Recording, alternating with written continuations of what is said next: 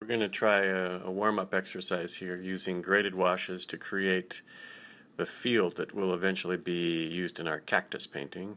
You see here I'm using yellow ochre, starting up high on the page with a little bit of a slope, and then using these slanting weaving strokes to create a feeling of um, grasses or a field which is coming closer and closer to us, deepening the color as it comes down, picking up on little left whites, and we'll add thicker, richer colors as we go along.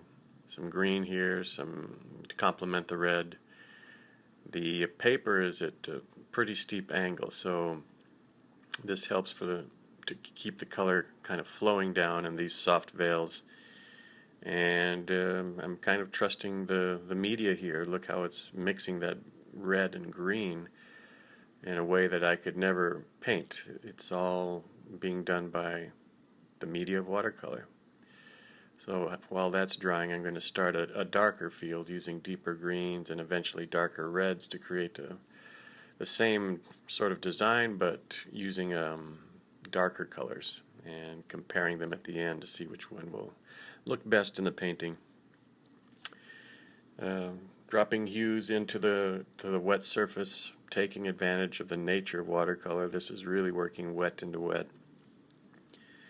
With some some idea of what the result will be, but it's never no two attempts will end up the same. It always ends up a little differently, usually some pleasant surprises. Into this, while it's still wet, I'm dropping a little bit of cadmium red. This is going to be evocative of the flowers which are floating on this field of wildflowers which are in bloom in the desert scene. I just dropped a piece of paper over the top so that I don't get splatter up into the sky. But this sort of random application helps to create a more natural feeling to the field.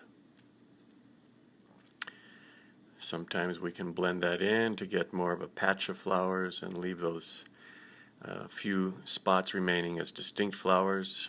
The thing to remember here is do some of this while the painting's wet and some while it's dry. And as you're making the dots, make them a little smaller towards the top and a little bigger towards the bottom. That gives the illusion that this field is coming forward. Into this green area, I'm dropping some strokes for individual grasses to give a feeling of grass growing out of all this. And then, yes, I'm adding some blues to this. This green field was using cobalt blue, cadmium yellow light, a little viridian. And we're just trying to create the sensation of a field with the least amount of work possible. Here's the finished result.